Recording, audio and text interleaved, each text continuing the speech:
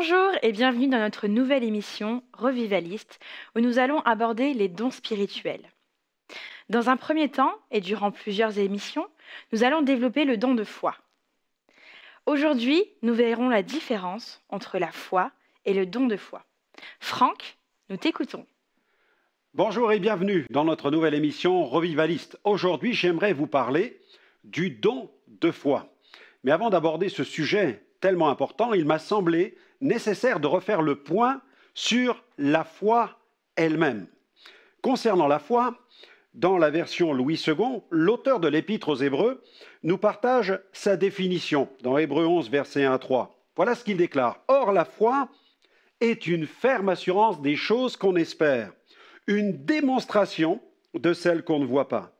Pour l'avoir possédée, les anciens ont obtenu un témoignage favorable. C'est par la foi que nous reconnaissons que le monde a été formé par la parole de Dieu, en sorte que ce qu'on voit n'a pas été fait de choses visibles. » Le revivaliste George Whitefield a écrit sur cette question de la foi, il a écrit « La foi, c'est l'anticipation confiante des choses qu'on espère. » Dans la version Darby, nous pouvons lire « Or, la foi est l'assurance des choses qu'on espère et la conviction de celles qu'on ne voit pas. » Les Bibles, je pense aux Bibles Vulgate et King James, apportent quant à elles la nuance suivante. Or, la foi est la substance des choses qu'on espère, une démonstration de celles qu'on ne voit pas. Le terme substance signifie plusieurs choses. Je pense à la matière, l'élément, le fond d'une chose, sa base, son essence et même le corps d'une chose, son corps. Même si la foi est spirituelle, elle n'est cependant pas virtuelle, elle est solide. Elle donne du corps à la vie spirituelle du croyant. Elle contribue à son développement et à sa construction. Évoquant la foi, le missionnaire Lester Sumrall avait coutume de dire « La foi a le pouvoir de changer votre univers intérieur. » L'évangéliste Reinhard Bonnke a écrit « La foi, c'est votre lien avec la puissance de Dieu. » Voyons les différents niveaux de la foi, et le premier est celui de la foi que j'ai appelé la foi originelle. Il s'agit de celle d'Adam avant la chute.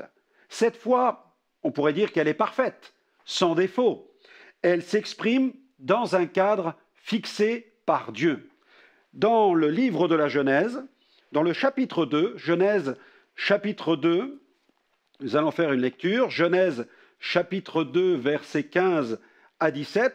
La Bible nous dit ceci. « L'Éternel Dieu prit l'homme et le plaça dans le jardin d'Éden pour le cultiver et pour le garder. L'Éternel Dieu donna cet ordre à l'homme. Tu pourras manger de tous les arbres du jardin, mais tu ne mangeras pas de l'arbre de la connaissance du bien et du mal, car le jour où tu en mangeras, tu mourras. » C'est la foi donc, la foi originelle. Passons au niveau 2 tout de suite. Il s'agit de la foi que j'ai qualifiée de foi dite naturelle. C'est la foi que manifeste l'homme pécheur. Dans sa première lettre adressée aux chrétiens de Corinthe, Paul décrit les deux états spirituels de l'homme. L'homme animal ou psychique manifeste une certaine foi, mais celle-ci n'est pas dirigée vers Dieu, elle s'oriente par exemple vers des croyances, des philosophies, des religions, des superstitions et de multiples formes d'idolâtrie. Paul a écrit ceci dans sa première aux Corinthiens, au chapitre 2, versets 14 à 15, il dit « L'homme animal ne reçoit pas les choses de l'Esprit de Dieu, car elles sont une folie pour lui, et il ne peut les connaître, parce que c'est spirituellement qu'on en juge. L'homme spirituel, au contraire, juge de tout, et il n'est lui-même jugé par personne. » Concernant l'homme psychique, Pascal a écrit « L'homme est naturellement crédule, incrédule, timide, téméraire. N'étant pas enraciné dans une relation intime avec le vrai Dieu, la foi de l'homme psychique s'avère inopérante. Les démons illustrent bien cet état de fait car ils croient qu'il existe un Dieu, un seul Dieu, mais ils tremblent car ils sont déchus. L'homme corrompu décrit par Paul dans la première épître aux Romains manifeste de la spiritualité, de la foi en quelque sorte. Mais cette capacité à croire est dirigée vers des idoles au lieu du Créateur. Et pourtant, l'existence d'un Créateur apparaît comme une évidence au regard des merveilles de la création. Poursuivons. Niveau 3, il s'agit maintenant de la foi dite spirituelle. C'est la foi qu'Adam manifesta après avoir été restauré par l'Éternel. Le chapitre 3 de la Genèse décrit la désobéissance du premier couple, sa fuite loin de Dieu, mais aussi, et heureusement, sa restauration. Cette foi s'inscrit dans une relation personnelle avec Dieu qui est le fruit d'une révélation de la parole de Dieu. Elle a le pouvoir de sauver. Faisons une autre lecture biblique, cette fois-ci dans l'épître de Paul aux Éphésiens. Éphésiens chapitre 2. Éphésiens 2, verset 8. Éphésiens 2, verset 8. Car c'est par la grâce que vous êtes sauvés, par le moyen de la foi. Et cela ne vient pas de vous, c'est le don de Dieu. Ce n'est point par les œuvres, afin que personne ne se glorifie. Car nous sommes son ouvrage, ayant été créés en Jésus-Christ pour de bonnes œuvres que Dieu a préparées d'avance, afin que nous les pratiquions. Amen. Gloire à Dieu. Gloire au Seigneur. Parlons maintenant d'un autre niveau, niveau 4, la foi que j'ai qualifiée de foi vivante. Si la foi de l'évangile de grâce permet d'accéder au salut, elle doit devenir vivante. La Bible enseigne dans Romains chapitre 1er, verset 17, que le juste vivra par la foi. Le docteur Tozer a écrit ceci: la léthargie spirituelle est un des plus grands dangers que doit confronter le croyant dans sa marche quotidienne avec Dieu. Recevoir Christ est la première étape de la vie chrétienne, mais cette vie en Christ ne peut se résumer au pardon des péchés. La foi devient vivante dans la mesure où le croyant grandit dans la connaissance de Christ, dans la mesure où il marche avec Christ et s'engage avec Christ. Jacques a écrit ceci dans son épître au chapitre 2, verset 17. Il dit ceci: il en est ainsi de la foi. Si elle n'a pas les œuvres, elle est morte en elle-même. Nous allons faire une autre lecture maintenant, et celle-ci se trouve dans l'épître de Paul aux Colossiens. Colossiens chapitre 1er, versets 21 à 23. Voilà ce que l'apôtre Paul écrit dans sa lettre adressée aux chrétiens de Colosse.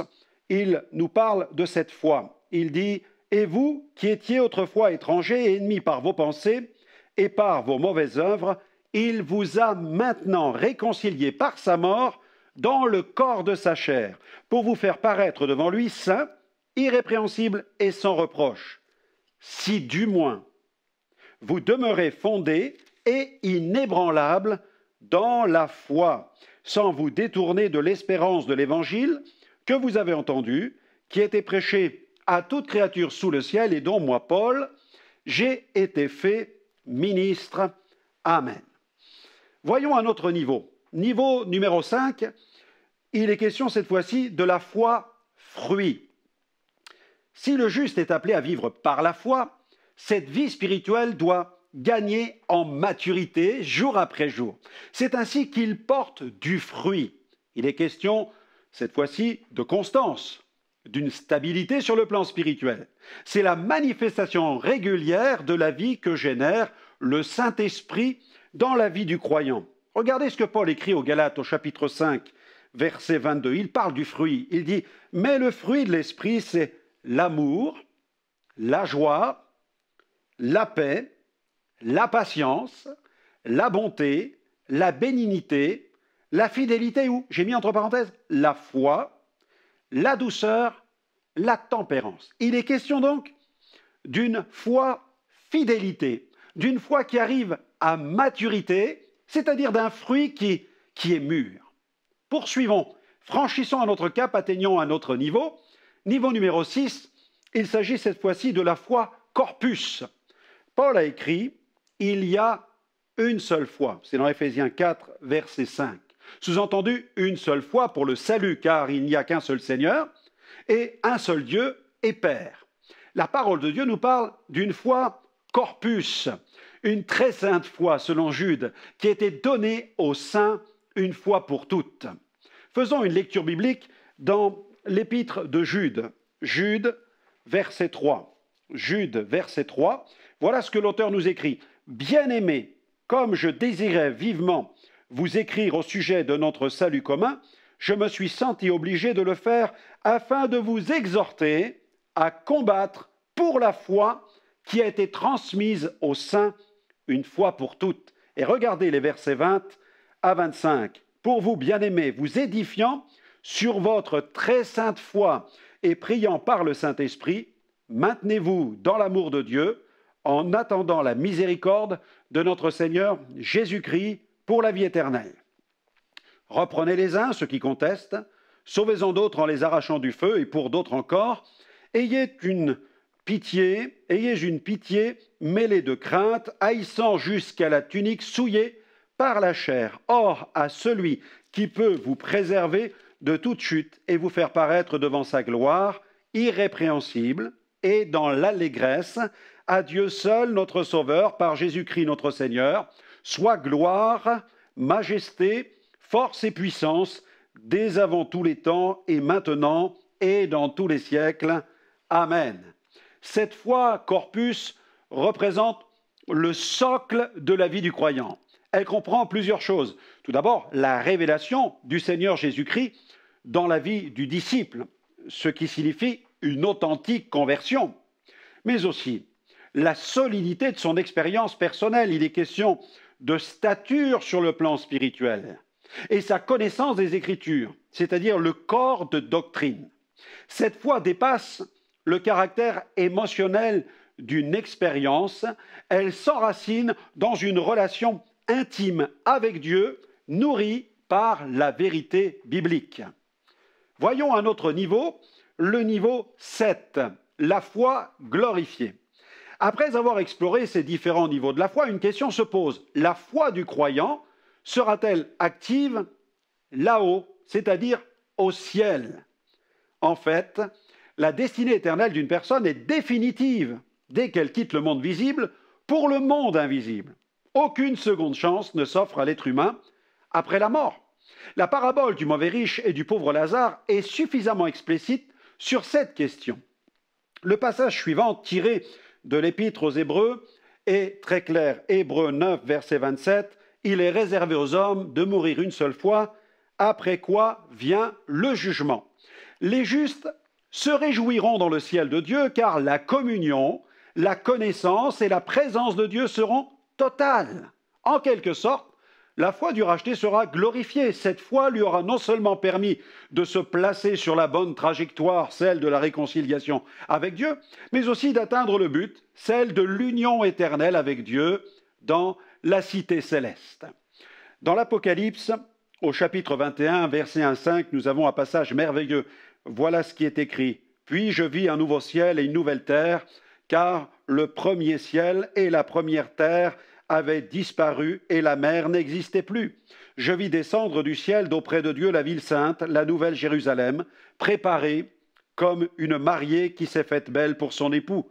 J'entendis une voix forte venant du ciel qui disait « Voici le tabernacle de Dieu parmi les hommes, il habitera avec eux, ils seront son peuple et Dieu lui-même sera avec eux, il sera leur Dieu. Il essuiera toute larme de leurs yeux. La mort ne sera plus, il n'y aura plus ni deuil, ni cri, ni douleur, car ce qui existait avant a disparu.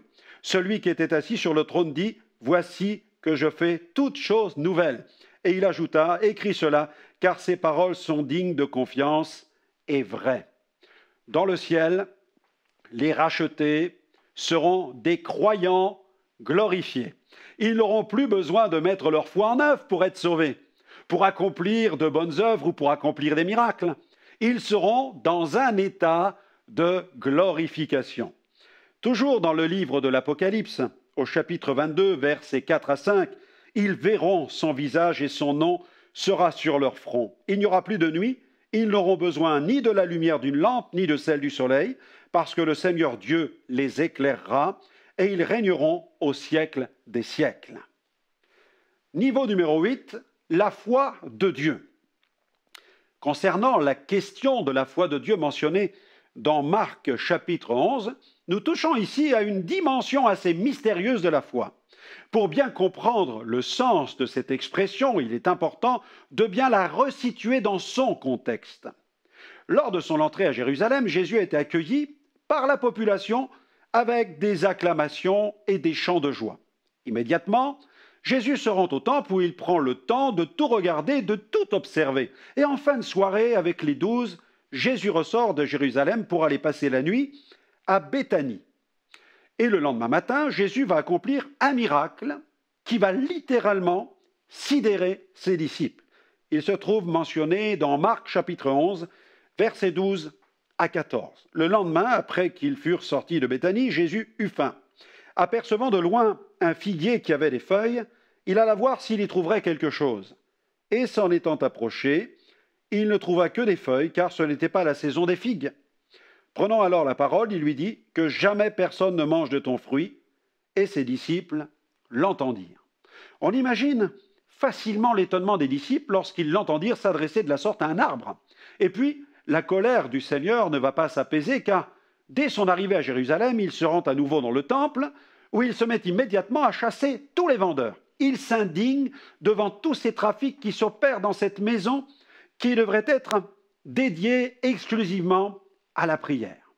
En fin de journée, il quitte à nouveau Jérusalem avec ses disciples, il va dormir à l'extérieur de la ville. Mais au petit matin, alors que les disciples passent à nouveau à proximité du figuier que Jésus a maudit la veille, ils constatent que l'arbre est complètement desséché. Marc 11, 20 à 21. Le matin, en passant, les disciples virent le figuier séché jusqu'aux racines.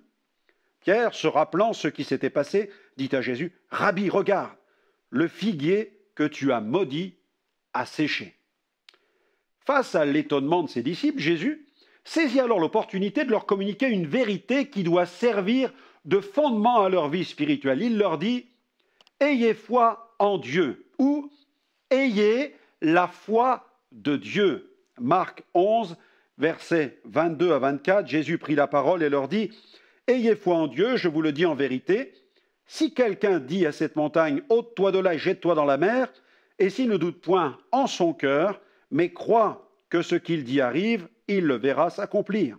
C'est pourquoi je vous le dis, tout ce que vous demanderez en priant, croyez que vous l'avez reçu, et vous le verrez s'accomplir. » Le chapitre 11 de l'évangile de Marc souligne avec force la condamnation par Jésus de l'hypocrisie religieuse. Souvenons-nous que le figuier avait retenu l'attention de Jésus à cause de ses feuilles. Malgré l'abondance de feuillage, Jésus ne trouva aucun fruit sur cet arbre.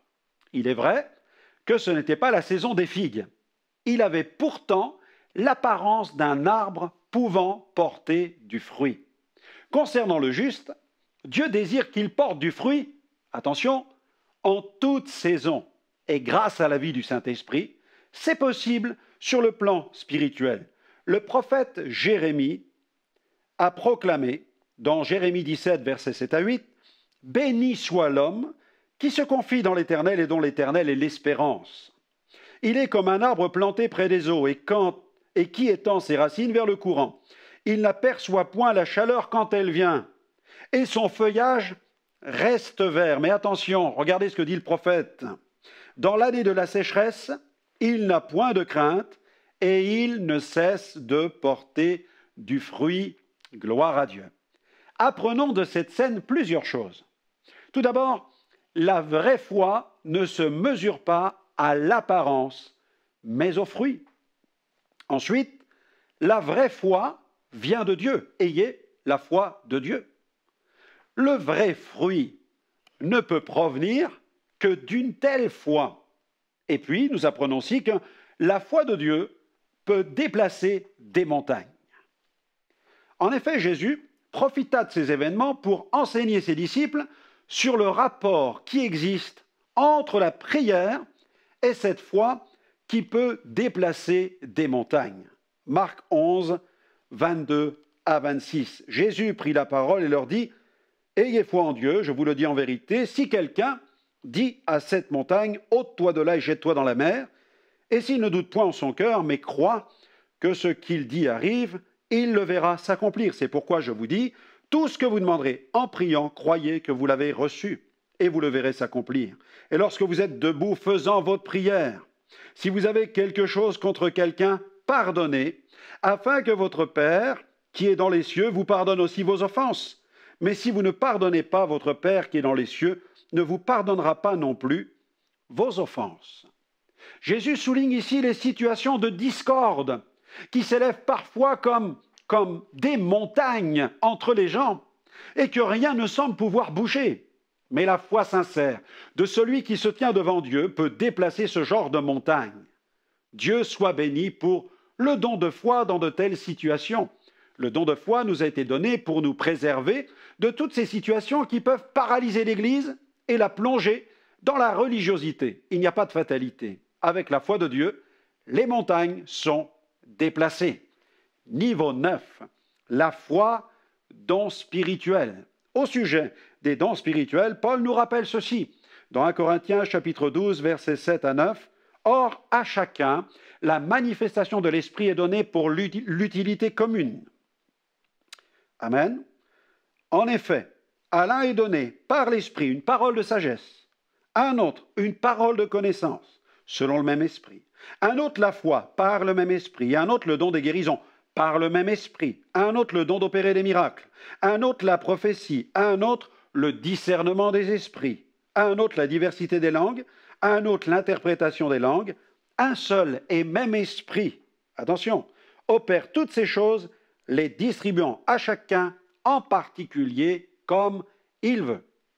Concernant le don de foi qui nous intéresse ici, Paul affirme qu'il s'agit d'une manifestation de l'Esprit et non de celle qui émane d'un homme. Comprenons bien que le don de foi est un don surnaturel, communiqué par le Saint-Esprit à un moment spécifique, dans un contexte spécifique et pour un but spécifique. La foi, don spirituel, ne nous parle pas de fruits, mais d'une manifestation surnaturelle de l'Esprit en certaines circonstances. Les dons sont distribués à la discrétion du Saint-Esprit, selon son dessein souverain pour chaque croyant, pour l'utilité commune. Ce don ne sauve pas, mais il est pour ceux qui sont sauvés, pour les racheter, les membres du corps de Christ. Cette foi place celui qui l'exerce dans une position où il devient inébranlable. Comparé au don d'opérer des miracles, ce don est beaucoup plus passif. S'il est vrai que Dieu manifeste sa force dans l'action, il arrive aussi que cette force se manifeste dans une sorte d'attente passive, à vue humaine bien sûr, mais active sur un plan divin. La puissance du don de foi nous rend capables de relever des défis, traverser des épreuves, participer à des manifestations de puissance. Ce don entre dans la catégorie des dons de puissance avec les dons de guérison et le don d'opérer des miracles. Merci Franck de nous avoir rappelé les 9 différents niveaux de la foi et la définition du don de foi. À bientôt pour le deuxième volet et que Dieu vous bénisse. Alors Franck, pourquoi ce livre sur le don de foi ? La parole de Dieu nous invite à rechercher les dons spirituels et en particulier le don de foi. S'agit-il de la foi en Jésus ? Non, c'est différent. La foi en Jésus est celle qui nous sauve, alors que le don de foi est une manifestation de l'Esprit que Dieu désire produire au sein de l'Église pour accomplir des œuvres spéciales et relever des défis spéciaux. Et qu'y a-t-il dans ce livre ? 80 pages d'enseignement avec des témoignages sidérants. Il y a des témoignages de revivalistes du passé, mais aussi certains témoignages extraordinaires que nous avons vécus dans notre ministère. Y a-t-il des conseils pratiques pour l'exercer ou le recevoir ? Tout à fait, je partage de nombreux conseils dans le but de maximiser la vie spirituelle des rachetés. Il ne s'agit surtout pas de recettes, mais de fondements spirituels qu'il convient de respecter sérieusement.